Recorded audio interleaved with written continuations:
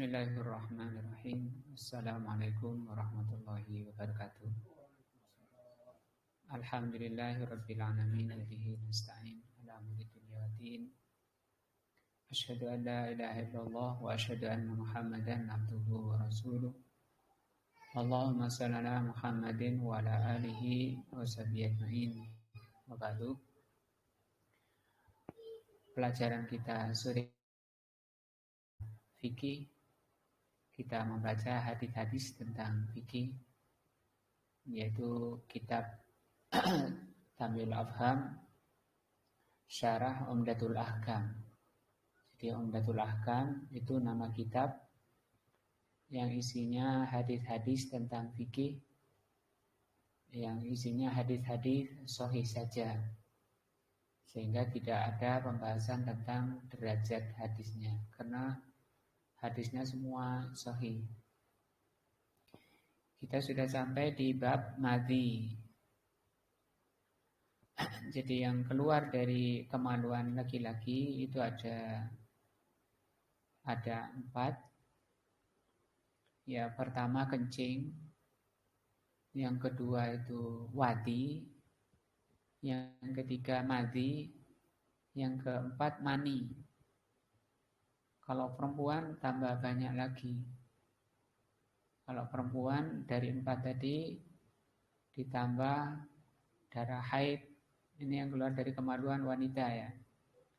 Yang kelima darah haid, yang keenam darah nifas, yang ketujuh cairan wanita, yang hukumnya sendiri-sendiri. Tentang madhi, apa itu madhi?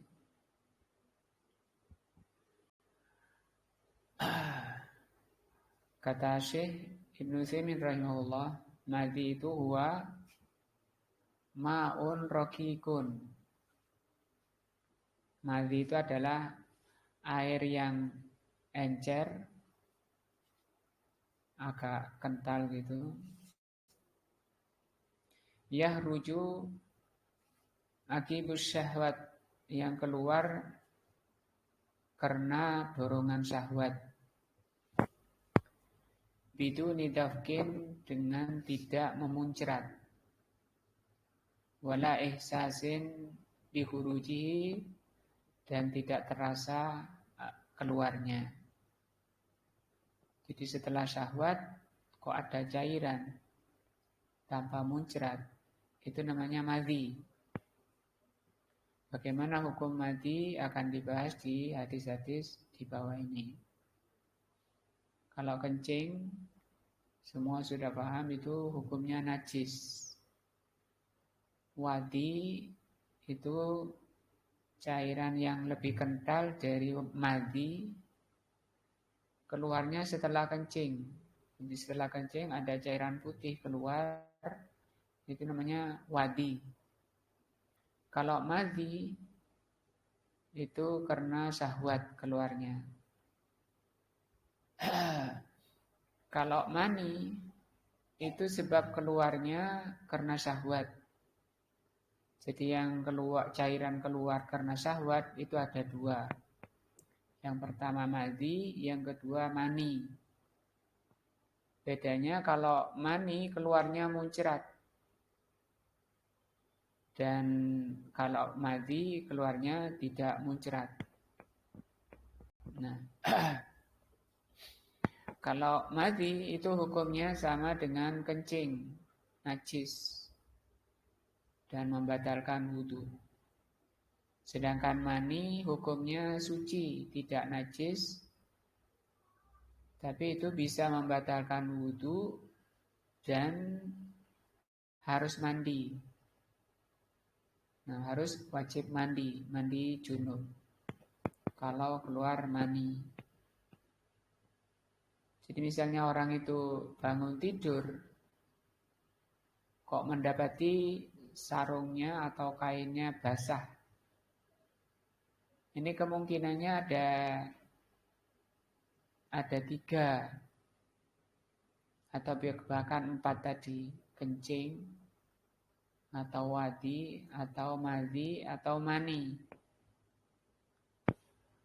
Kalau kencing mungkin bisa dilihat, dicium baunya. Sehingga itu kalau memang kencing, ya dicuci sampai hilang najisnya. Bagaimana hilang najisnya itu? Kalau hilang baunya, hilang rasanya, hilang warnanya. Kemudian kemungkinan kedua itu wadi. Kalau ada cairan, tidak ada rasa syahwat, dan itu bukan kencing, agak kental. Karena kalau wadi itu agak kental. Di kainnya sudah agak ngering. Jadi beda keringnya kencing sama keringnya wadi itu beda.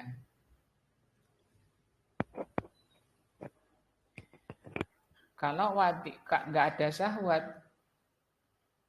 kok ada sudah kering agak cairan kental sudah ngering, berarti itu wadi, maka hukumnya sama dengan kencing tadi, najis. Harus dihilangkan sampai hilang najisnya.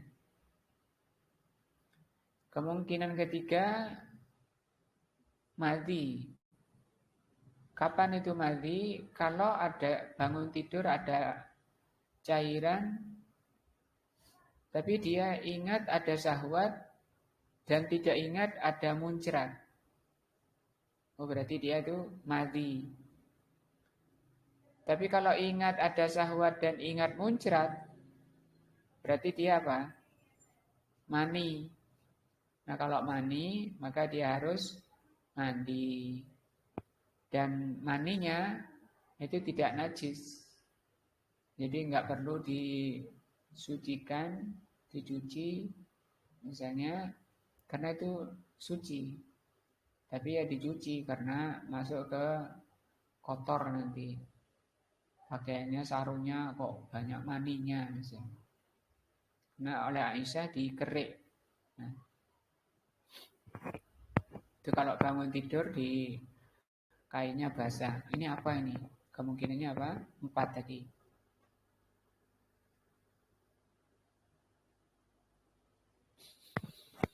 Al-hadisul awwalu. Hadis pertama. Di bab mati ini. An Ali bin Abi Thalib radhiyallahu anhu qala. Itu hadis dari Ali bin Abi Thalib. Beliau berkata, qala kuntu rajulan mudda'an. Aku ini laki-laki yang sering atau banyak keluar madhi. Fastahyaitu an as'alan nabiyya sallallahu alaihi wasallam. Tapi aku malu untuk tanya pada Nabi. Limakani ibnatihi minni. Karena ada putrinya bersamaku. Fa'amartul Miqdad ibnil Aswad, maka aku menyuruh Miqdad bin al-Aswad. Fasa'alahu, maka Miqdad bertanya pada Nabi. Faqala, maka Nabi berkata, yagsilu dzakarahu. Dicuci zakarnya atau kemaluannya. Wa yatawaddau, kemudian berwudu. Kalau di Bukhari lafadznya igsil, bentuknya perintah. Kalau ini bentuk kata kerja biasa. Igsil dzakaroka, cucilah kemaluanmu, watawaddo, dan berwudulah. Kalau wali muslimin di Muslim, tawaddo wandoha farjaka atau wandoh farjaka, wudu dan perciki kemaluanmu. Nah, ya, di atas tadi suruh cuci, kalau ini suruh perciki. Bedanya kalau di perciki ini tingkat kenajisannya di bawahnya. Kalau barang najis itu harus dicuci. Nah, nanti ada hadis tentang anak bayi laki-laki yang kencing di bajunya Rasul sallallahu alaihi wasallam. Nah, Asyarhul Ijmali, secara hadis ini, Syarhul Ijmali itu artinya penjelasan secara global. Karena Aliyu ibnu Abi Thalib radhiyallahu anhu zaujan li Fatimah. Ali bin Abi Thalib itu suami dari Fatimah bintu Rasulullah sallallahu alaihi wasallam radhiyallahu anha. Karena kasirul madhi, Ali ini banyak keluar madhi, jadi syahwatnya tinggi. Wa min ajli kaunihi zaujan li Fatimata, karena beliau ini suami putrinya Rasul Fatimah, istahya, maka Ali malu an yas'alan nabiyya sallallahu alaihi wasallam an hukmihi, tentang hukumnya. Walaupun kita juga mungkin kayak gitu, mau nanya ke mertua gitu kan ya, malu. Apalagi tentang syahwat seperti ini. Tapi ini penting, nggak ada yang tahu, maka Ali menyuruh Mikdad. Li'annahu yata'allaqu bisyahwati wal furuj. Kenapa Ali malu? Karena itu berkaitan dengan syahwat dan kemaluan. Fa'amar al-Mikdad, maka Ali menyuruh Mikdad bin Al-Aswad radhiyallahu anhu an yas'alan nabiyya sallallahu alaihi wasallam, untuk tanya pada Nabi. Limudzakarati jarat bainahu wa baina Ali, supaya nanti disampaikan oleh Aswad, oleh Mikdad pada Ali bin Abi Thalib radhiyallahu anhu. Fasa'alahu, maka Mikdad bertanya, fa'amarahu Nabi sallallahu alaihi wasallam bi ghusli dzakari kullihi. Maka Rasul memerintahkan Mikdad untuk mencuci kemaluannya semuanya. Seluruh kemaluannya suruh cuci. Biasanya kalau ada hukum syar'i, hadis maupun ayat, memerintah untuk mencuci, maka perintah mencuci itu disebabkan karena najisnya yang disuruh cuci. Artinya tidak ada perintah nyuci kalau bukan barang najis. Kayak gitu. Kalau ada perintah suci, berarti itu najis, ya. Tapi di sini diterangkan oleh Syekh Ibnu Utsaimin rahimahullah, li'anna dzalika, karena kalau kemaluannya dicuci semuanya, kata beliau, yukhaffiful madhi, bisa meringankan atau menjarangkan. Kalau ini kan Ali itu sering, jadi mengurangi keseringannya, jadi kurang sering, tidak sering. Au yaqta'uhu, atau bahkan bisa memutus, tidak keluar madinya. Nah, dengan apa? Dengan dicuci kemaluannya. Wa ayyatawadda'a, dan hendaknya dia berwudu, li'annal madhi min awaqidil wudu, karena madhi itu termasuk pembatal wudu. Ini penjelasan hadis secara global. Fawaidul hadis, faedah hadis ini, jawazu ihbarul insan, boleh, hadis ini menerangkan bolehnya orang itu mengabarkan an-nafsi, tentang dirinya, menceritakan dirinya. Bima yastahi minhu lil maslahati, tentang dirinya perkara yang malu untuk dibicarakan, tapi ini penting. Karena penting, maka boleh disampaikan walaupun itu perkara yang berkaitan dengan syahwat, jadi malu mestinya. Yang kedua, asani annahu yajuzu lil insan, Hadis ini menerangkan bahwa boleh orang itu alla yubashiru as-su'ala. Boleh orang itu tidak bertanya secara langsung binafsihi. Bisa babil haya disebabkan karena malu au ghairihi atau sebab lainnya. Misalnya nggak bisa hadir di taklim, titip soal. Nah, itu boleh. As-salisu yang ketiga, anna minal adab, termasuk adab yang bagus, alla yadhkurur rajulu inda aqaribi zaujatihi. Termasuk adab yang bagus, orang itu tidak menyebutkan atau tidak menceritakan kepada kerabat istrinya.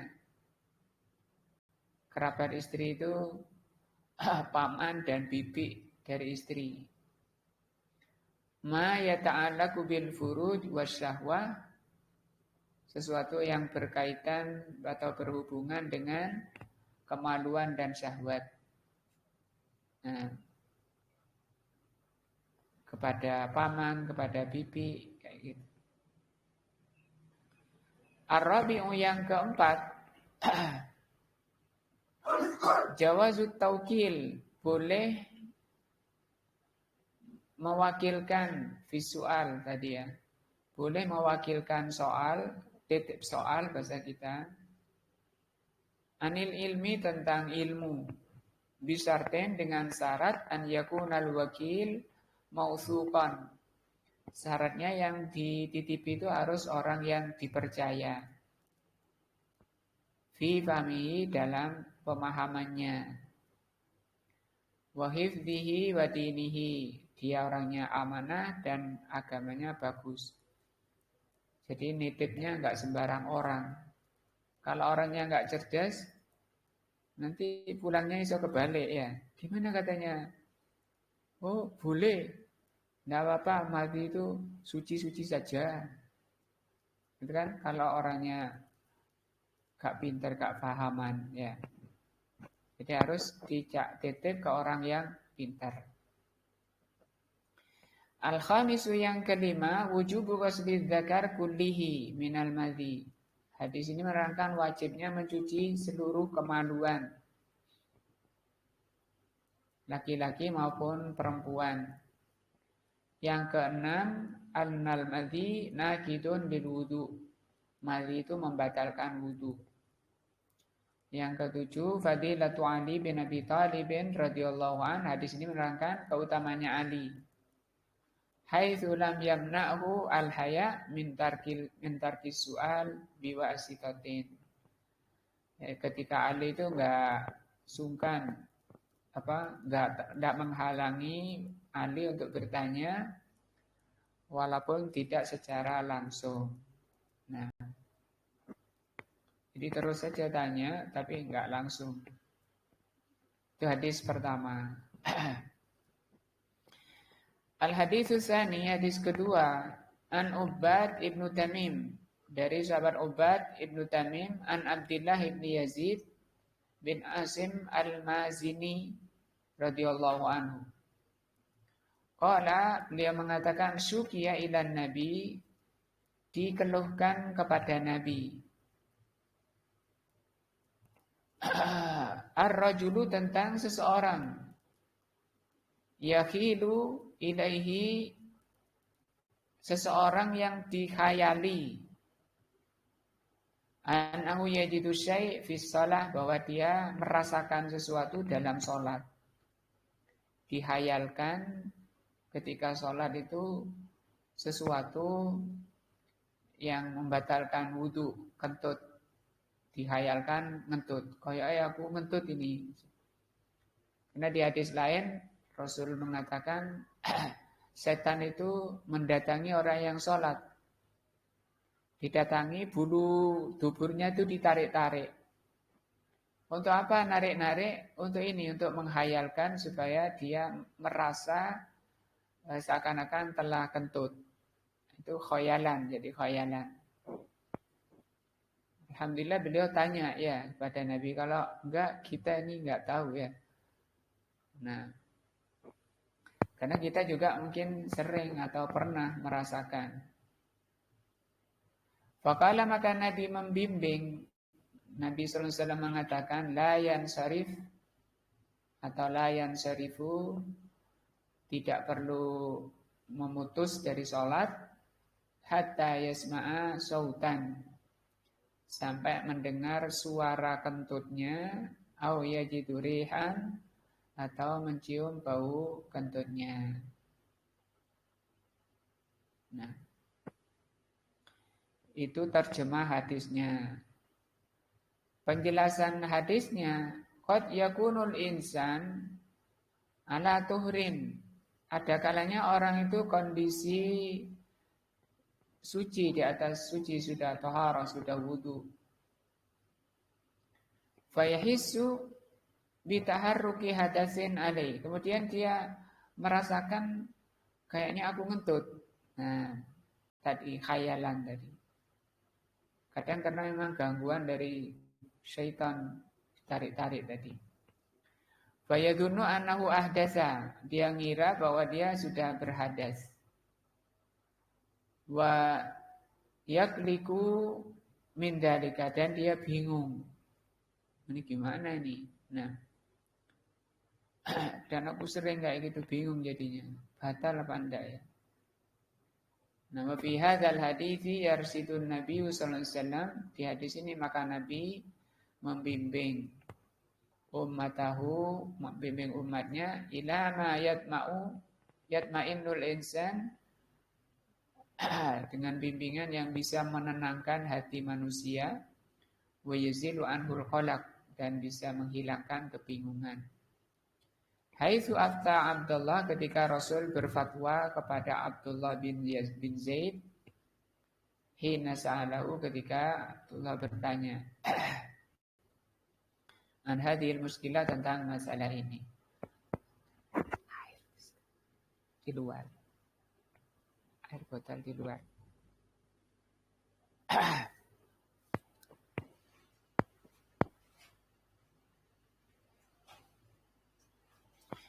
Fa'arsadahu ila, maka Nabi membimbing Abdullah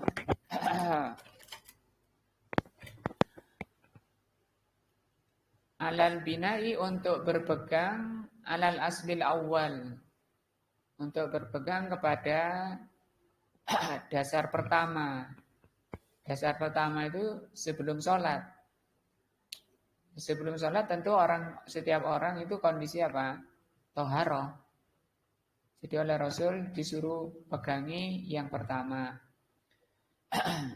Wa an yabqa fi sholatihi, dan Rasul menyuruh untuk tetap dalam sholat.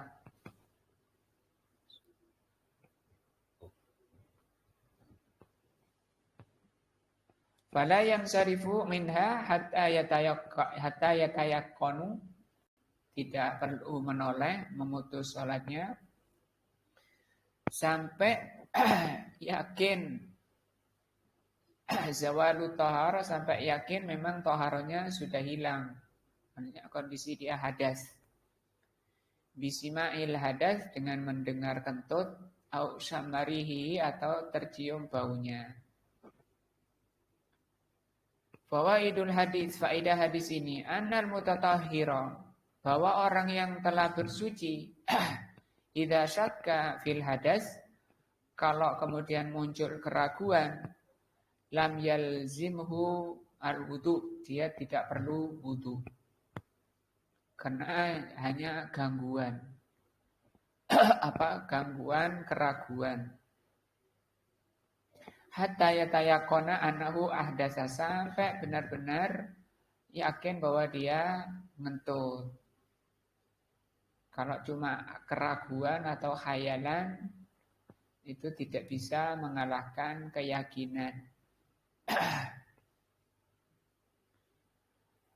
Yang kedua, annahu la yajuzul khuruj minas salati, bahwa orang itu tidak boleh keluar dari salat bi mujarradi syak minal fil hadas, dengan alasan ragu apakah dia sudah batal atau belum. Jadi keraguan itu tidak membatalkan sholat. Yang membatalkan sholat apa? Keyakinan tadi bahwa dia telah hadas. As-sadisu anna khurujar rih. Yang ketiga bahwa keluarnya kentut minad dubur, dari dubur, nakidun lil wudu. Kalau kentutnya sendiri najis apa enggak?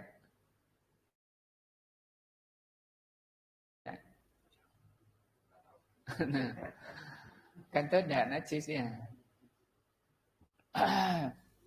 Tapi dia membatalkan wudu.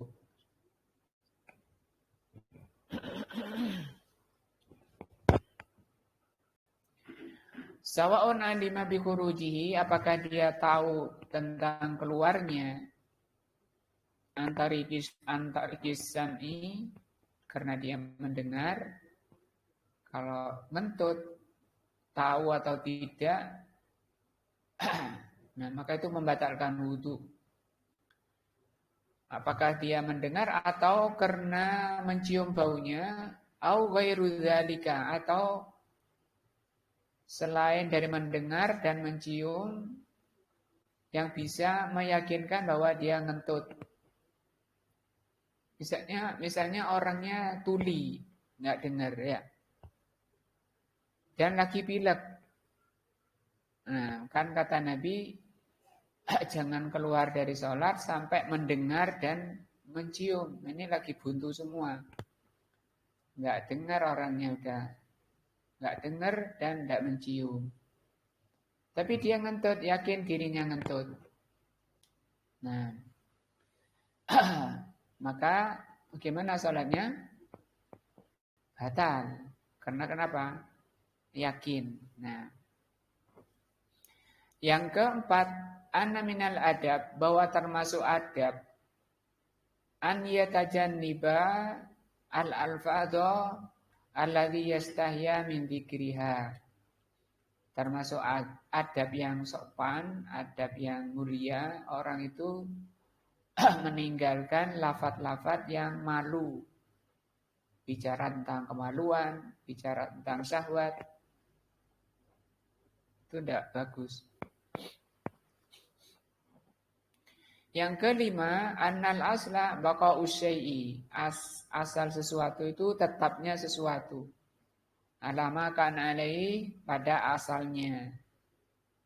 Wa annal yakina, bahwa keyakinan la yazulu bidzon. Keyakinan itu tidak bisa dikalahkan dan tidak bisa dihilangkan oleh dzon. Dzon itu artinya keraguan. Nah, jadi keraguan tidak akan bisa mengalahkan keyakinan. Banyak kasus yang sering saya tangani itu orang secara jiwa itu sudah masuk gila, orang gila. Tapi belum parah. Saya kena jin, Ustaz. Kenapa? Rasa takut yang tinggi, terus sering nggak bisa tidur karena terbayang dosa-dosa. Mau minum obat juga nggak bisa. Kenapa? Kok nggak bisa minum obat? Karena saya nggak yakin apakah obat ini menyembuhkan atau enggak. Maka bisa dipakai ini kaidah keyakinan itu tidak bisa dikalahkan oleh dzon. Nah, orang-orang yang mungkin dibilang stres kayak gitu, jiwanya lagi goncang kayak gitu, seringnya yang menjangkiti itu perkara-perkara yang dzon. Nah, saya ini terlalu banyak dosa, Ustaz. Terus saya lemes. Dan kenyataannya memang gitu, orangnya nggak bisa naik motor itu nggak bisa. Kadang sampai tidak bisa keluar dari rumah. Sehingga tidak datang ke masjid, tidak sholat jamaah di masjid. Nah, ada di kampung saya ketika orang awal munculnya COVID itu, awalnya saya ketemu awal muncul, saya ketemu anak. Setelah 3 bulan tidak muncul kemana, ternyata di rumahnya nggak berani keluar dan tidak bisa naik motor. Saya takut mati, dosa saya banyak. Sudah gondrong 3 bulan, rambutnya udah panjang. Sampai istrinya bilang minta tolong Ustaz diruqyah. Nah diruqyah nggak ada apa-apanya. Coba ke dokter, sudah Ustaz obat banyak. Sampean ini karena nuruti ini zon ini. Jangan-jangan saya ini ya, jangan-jangan dosa saya nggak diampuni, jangan-jangan saya nanti dilempar, sampai bikin badannya lemes, nggak bisa naik motor, nggak bisa kerja, padahal dia punya anak dan punya istri.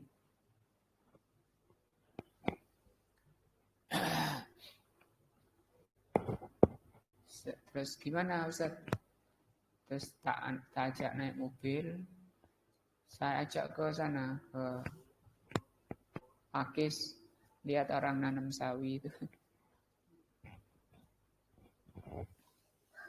Lihat orang nanam sawi karena tidak mau keluar dari rumahnya, rambutnya udah gondrong. Ajak makan soto. Gini loh, semua yang menjangkiti sampean dari awal itu syak, itu zon yang sampean turuti, itu sampean terus jadi gila kayak gini, rusak. Pikiran sampean rusak, badan sampean rusak gara-gara nuruti zon. Terus caranya gimana? Jangan dituruti. Kalau sudah muncul ditepis, jangan dihirau, jangan dituruti. Nah, lu berarti saya ini sehat. Sehat itu zaman bisa makan, bisa minum kopi, ngangkat gelas. Nah, kan tak belikan makan enak gitu. Itu ada di pinggir sawah memang. Warung soto ayam, kampung, pinggir sawah, kebun, ladang sawi. Nah, kalau sampean terus nuruti kayak gini, jadi orang gila. Gimana keluarganya nanti? Mumpung belum parah, itu cara ngobatinya, diobati oleh dirinya. Sekarang habis makan pulang, potong rambutnya. Enggak, bilang enggak. Kenapa? Saya masih banyak dosanya, banyak kok saya ini kotor. Enggak apa-apa, saya juga kotor, banyak dosa. Tapi jangan aneh-aneh berbuat. Nanti saya potong di rumah. Siapa yang potong? Istri. Enggak bisa, istrinya itu enggak bisa potong. Nyatanya sampai gondrong dibiarkan. Tak penggono ke tukang potong, Pak potong pendek. Mau ini potong ambil merengut-merengut gitu kan. Takut ke saya sungkan. Wah pulang ganteng. Pas Jumat tak telepon. Pak, Jumat ini mandi. Iya siap Ustaz. Mandi masjid. Itu sudah tiap Jumat datang. Itu asalnya jamaah kita tiap 5 waktu itu di masjid mestinya dia. Kok 3 bulan tidak muncul? Nah, itu ternyata diules-ules sama ini zon ini ya. Buat mainan sama zon sampai kayak gitu. Ada yang sudah di sana di Porong. Oh ya Porong, Lawang. Di rumah sakit jiwa sana. Ya kayak gitu. Setiap saya di jalan ditelepon, ngomong sampai ke rumah aja, tak kuat saya naik motor. Minta antar istrinya diantar ke rumah. Yang ini tadi, yang pertama tadi yang tak ajak ke Pakis itu, coba sholat jamaah. 5 waktu mau. Sudah normal, sholat jamaah bisa, sholat Jumat bisa, sudah mulai kerja lagi, mau. Normal sekarang. Kalau muncul lagi itu virus-virus zone itu namanya. Nah itu jangan dituruti. Yang lawang ini juga tak suguhi kopi. Nah, itu tadi bagaimana saya nih Ustaz cerita tadi. Kenapa cerita lama? Coba minum kopinya. Iya Ustaz, siap minum. Ya badannya sehat gitu. Nah, sampai ini sehat. Tapi gitu. Nah ini penyakitnya di tapi-tapi ini. Nah, itu namanya syak, itu namanya keraguan. Loh, terus gimana? Saya ini sehat, sehat. Coba wudu, coba wudu. Berarti saya ini sehat. Ya, sama sehat dengan catatan lek muncul tadi jangan dihirau, ditepis dan ditolak. Kuatkan imannya, akidahnya dikuatkan biar sampean jadi kokoh kuat imannya, hatinya kuat. Itu tidak sampai 1 jam di rumah itu. Berangkatnya tadi, datangnya tadi kan digonceng istrinya. Dia langsung bisa gonceng istrinya pulang. Nah, sampai saya punya teman di rumah sakit jiwa, tak telepon. Aku tak buka praktek aja. Nah, yang sama antum obati apanya di situ di rumah sakit. Loh, kalau di sini pakai obat Ustaz, obat penenang. Iya, jiwanya dibiarkan. Kan ya, artinya obat jiwa itu, obat hati itu Al-Quran dan Sunnah. Ya Pak, aku buka alternatif. Al-haditsu salisu, sekarang hadis jadi kaidahnya tadi apa? Keraguan tidak bisa mengalahkan keyakinan. Nah,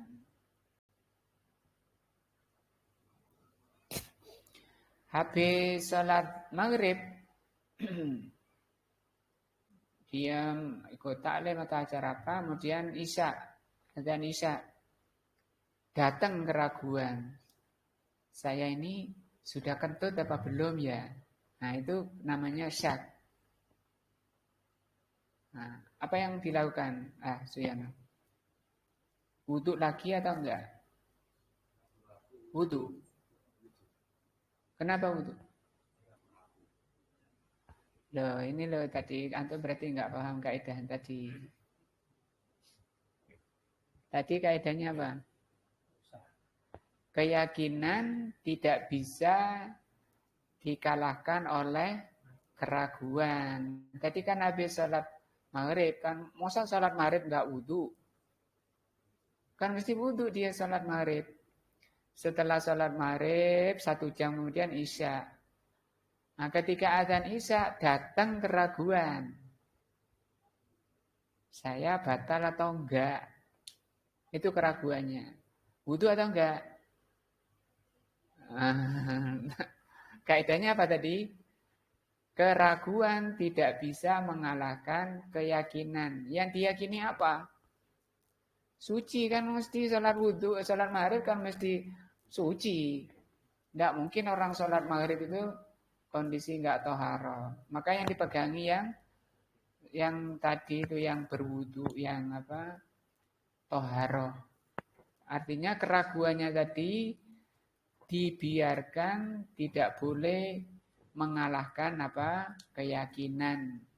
Kaidahnya ini, annal yakina la yazulu bidzon. Keyakinan tidak bisa dikalahkan oleh keraguan. Jadi wudhu atau enggak? Tidak. Kenapa? Karena itu sekedar keraguan. Dan saya tadi sudah sholat maghrib. Yang kedua, habis sholat maghrib ngentut. Habis sholat maghrib ngentut. Kemudian adzan isya. Saya sudah wudhu apa belum? Nah itu. Ya kan, sebaliknya kan. Maka yang dipegangi wudu. Maka orang ini wudu atau enggak? Wudu. Kenapa kau wudu yang kau harus wudu? Karena dia ingat bahwa dia sudah ngentut tadi ya. Keraguannya apa tadi? Sudah wudu atau belum? Padahal saya ingat tadi sudah ngentut, saya habis maghrib tadi ngentut. Saya yakin wong buanter kok ngentutnya sampai bau nggak karuan misalnya. Tapi jadi masalah keraguan yang datang, saya sudah wudu atau belum. Nah, keraguannya itu saya sudah wudu atau belum. Itu namanya, karena banyak yang memahami, ikhwah juga banyak yang memahami, wudu lagi. Wudu apa namanya? Wudu menghilangkan keraguan. Tidak ada dalilnya. Malah dalilnya oleh Rasul disuruh apa? Berpegang kepada asal. Ini loh nomor 5 ini loh. Anal aslah baqa'u syai'. Asal suatu itu tetap pada asalnya. Keyakinan tidak bisa dikalahkan oleh keraguan. Ini kaidah dari hadis 2 nomor 2 ini.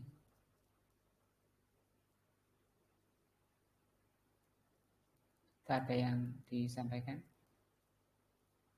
Begitu kaidahnya.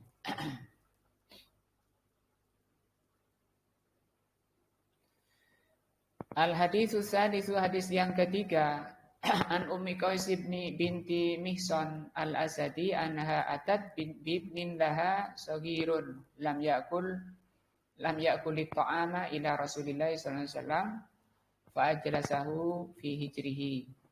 Ummu Qais punya bayi laki-laki yang belum makan. Dia masih nyusu saja. Kemudian dibawa kepada Rasulullah SAW. Kemudian didudukkan oleh Rasul SAW di kamarnya. Fabala ala thawbihi. Kemudian bayinya tadi kencing pada baju Rasul. Fada'a bima'in, maka Rasul minta air, fanadohahu. Kemudian diperciki ala thawbihi, baju Rasul tadi, jubah Rasul tadi diperciki. Walam yaghsilhu, dan Rasul tidak mencucinya. Ini dari Ummu Qais. Dari Aisyah juga ada hadis Ummul Mukminin radhiyallahu anha, anna Nabiyya sallallahu alaihi wasallam utiya bisabiyin. Kata Aisyah radhiyallahu anha, Nabi pernah didatangi bayi laki-laki atau dibawa bayi laki-laki pada Rasul, fabala ala thawbihi, bayinya kencing di jubahnya Nabi, fada'a bima'in, kemudian Rasul minta air, fa'adba'ahu iyahu. Kalau di Ummu Qais tadi Rasul memerciki. Kalau di hadis Aisyah fa'adba'ahu. Fa'adba'ahu itu diikuti, kencingnya tadi diikuti oleh air. Kalau di Muslim, wali Muslim fa'adba'ahu baulahu, seperti ini jelas. Diikuti air kencingnya, walam yausilhu, tanpa dicuci. Nah, itu hadisnya. Penjelasan Asharhul Ijmali, penjelasan hadis, i'tadas sahabatu. Para sahabat itu biasa radhiyallahu anhum an ya'tu bisibyanihim ila Nabi sallallahu alaihi wasallam. Para sahabat itu biasa membawa bayi-bayinya pada Rasul indal wiladah, ketika melahirkan. Begitu lahir dibawa ke Rasul. Liyahnikahum au yad'u lahum, untuk ditahnik itu dikunyahkan kurma, kemudian ditaruh di langit-langit bayi, itu namanya tahnik. Atau minta doa kepada Rasul nah, agar didoakan barokah, atau minta barokahnya Rasul sallallahu alaihi wasallam. Wa kana alaihi salatu wasallam, maka Rasul sallallahu alaihi wasallam Dan Rasulullah SAW itu ahsanun nasi khuluqan. Rasulullah SAW itu orang terbaik akhlaknya. Fakana yataqabbalu dzalika min ashabihi, maka beliau menerima sahabatnya. Enggak ditolak. Nah, wayahtadanu atfalahum. Yahtadanu itu artinya beliau merawat bayi-bayi itu. Wayajlisahum fi hijri, dan didudukkan, ditaruh di kamarnya sampai baju Rasul kena kencingnya. Kenapa sampai segitunya? Kalau sekarang kan tidak ada ya presiden. Orang-orang bawa bondong-bondong ya. Oh sana bawa ke bidan, sana ke bagian perawatan bayi, kok bawa saya mungkin gitu ya. Tapi ini Rasul enggak. Sampai di kamarnya sering didatangi bayi. Kenapa? Rahmatan bihim, karena rahmahnya beliau. Beliau sangat penyayang. Wajalban lisururi ahlihim, dan untuk menghibur keluarganya. Hanya keluarganya sangat senang ketika bayinya bisa dibawa ke Rasul. Wa fi hadzal hadis, maka di hadis ini tahbiru Aminah bintu Mihsan al-Asadiyah anha atat bi ibnin laha saghirun. Seperti dalam hadis ini bahwa Ummu Qais yang bernama Aminah, Ummu Qais itu julukan, Aminah itu namanya.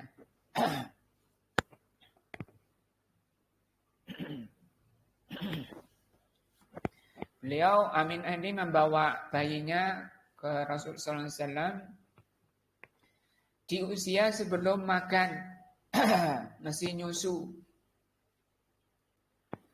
Fa'ajlasahu an-Nabi sallallahu alaihi wasallam fi hijri, maka oleh Nabi sallallahu alaihi wasallam didudukkan dan ditaruh di ruangannya, di kamarnya. Fabala ala saubin Nabi, maka bayinya tadi kencing di baju Nabi. Falam yaduk bidzalika sadruhu, walaupun bajunya kena kencing, itu Rasul enggak sempit dadanya.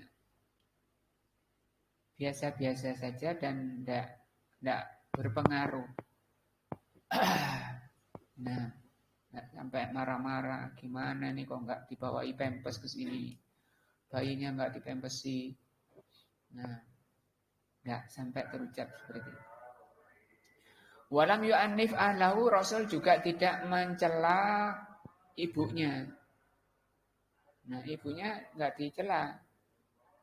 Bal ma kana minhu illa an yatluba ma'an fasabba ala saubihi.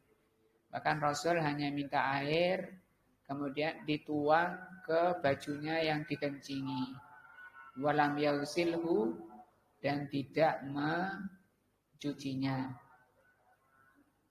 Kama ana Aisyata tuhbaru bikisatin bimisa bi mumasilatin. Seperti Aisyah tadi menceritakan kisah yang sama.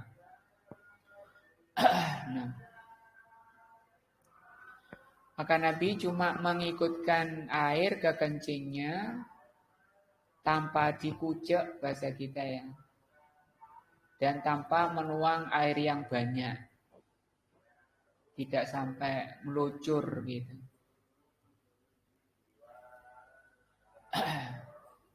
Kalau ada hadis lain, sahih juga hadisnya,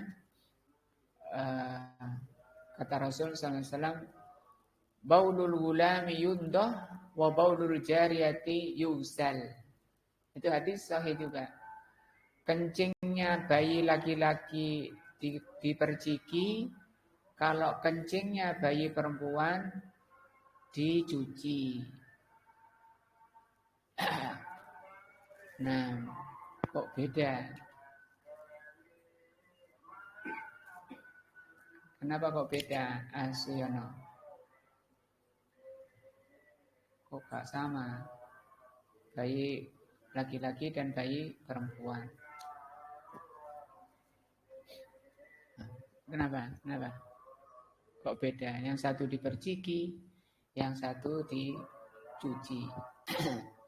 Enaknya kalau laki cukup diperciki, nggak harus dicuci.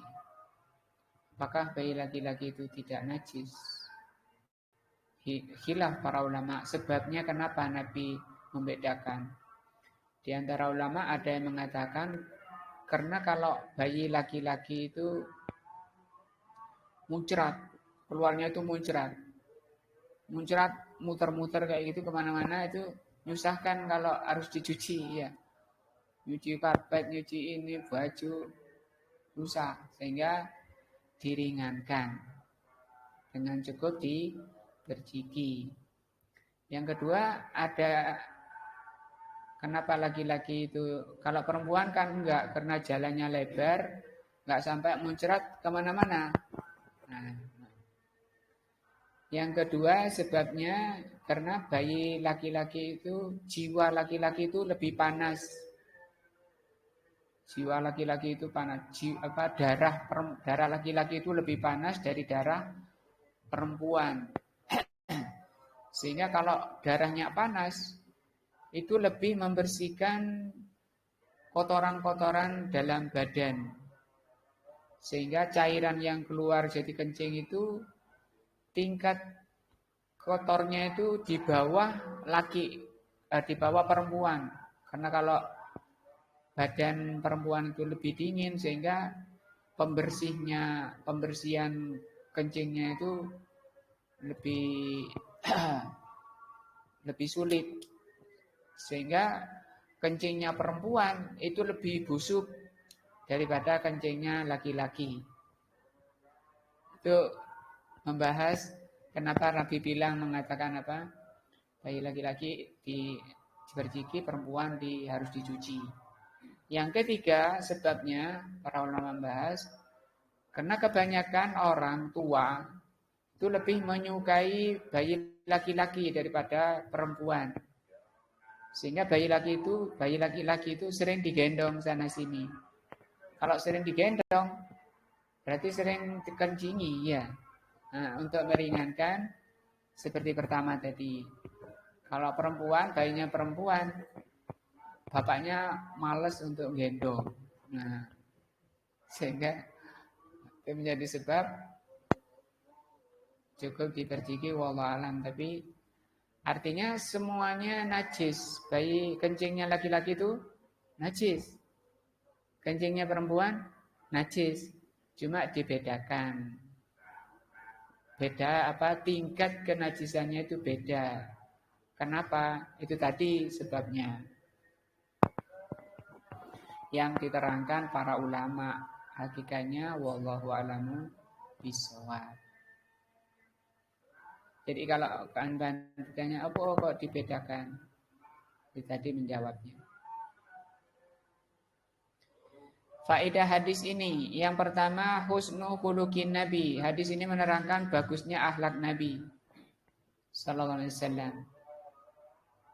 Yang kedua, anna baulal gulam as-saghiri, bahwa kencingnya laki-laki kecil, alladzi la yataghadda bit'am, yang tidak makan, yang belum makan, li saghirihi, karena kecil, yutahhiru binat hilma, cara mensucikannya dengan memerciki air, biduni ghuslin, tanpa dicuci.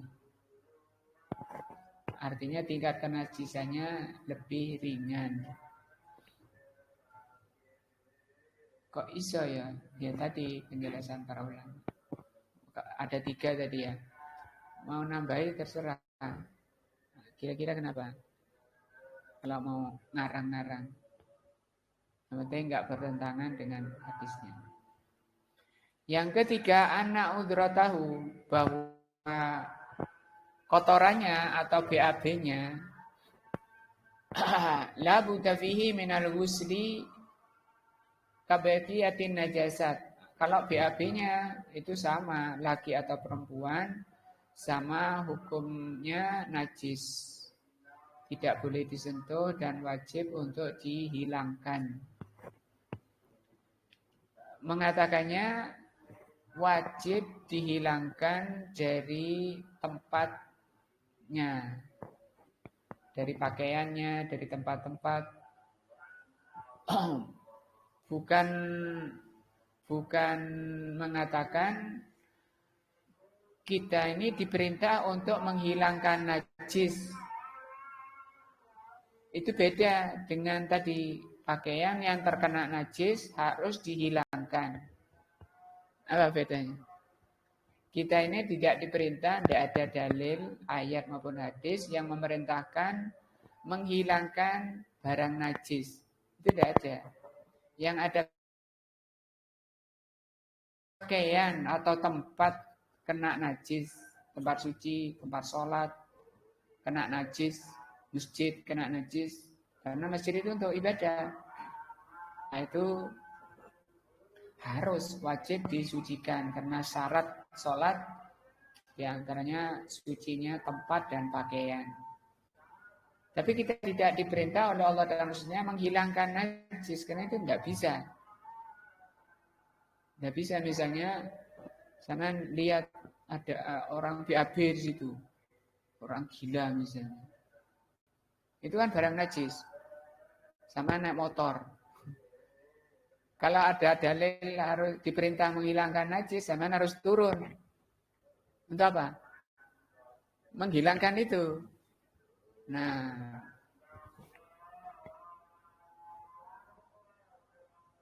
atau ketika kita melihat ada kencing di mana misalnya harus dibuang, harus dihilangkan. Yang ketiga, yang keempat, annal aula al-mubadarah. Yang utama orang itu bersegera bitathiri mahallin najasah. Yang benar bersegera menghilangkan atau mensucikan barang yang terkena najis. Nah,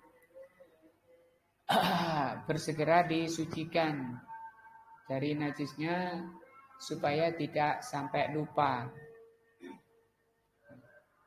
Kalau lupa nanti tidak tahu di mana tempatnya tadi yang kena najis. Habis sholat baru ingat.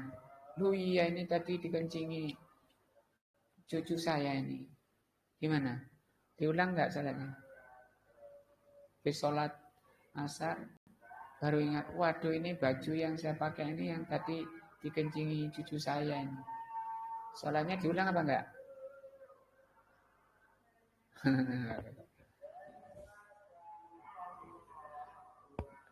Diulang apa enggak, Mildan?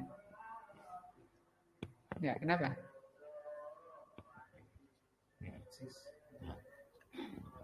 Nah, kalau ingatnya setelah salam, itu enggak. Beda kalau baru rakaat pertama ingat. Nah, itu harus batalkan wudhu sholatnya, ganti pakaiannya. Pakaiannya dek cantelan, bajunya sama. 3. Wah, ini tadi yang mana ini? Yang terkena najis yang mana tadi?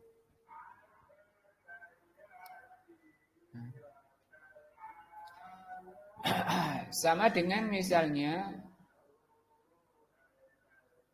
sudah sholat baru ingat, oh iya saya tadi ngentut. Berarti saya sholat tadi kondisi hadas. Tapi ingatnya setelah salam. Maka sama dengan tadi. Sholatnya tidak perlu diulang. Berbeda kalau ingatnya pada rakaat pertama. Oh, saya tadi ngentut atau belum mau salam tasawuf akhir ingat. Oh, saya tadi ngentut buang. Kok lupa ya? Nah, itu batal sholatnya. Ya, harus ulang lagi sholatnya. Wudhu dulu. Inilah 3 hadis di dalam bab ini. Mudah-mudahan jadi ilmu yang bermanfaat. Semoga Allah SWT memberikan taufik untuk bisa mengamalkannya. Subhanakallah wa bihamdika asyhadu an la ilaha illa anta astaghfiruka wa atubu ilaika. Assalamualaikum warahmatullahi wabarakatuh.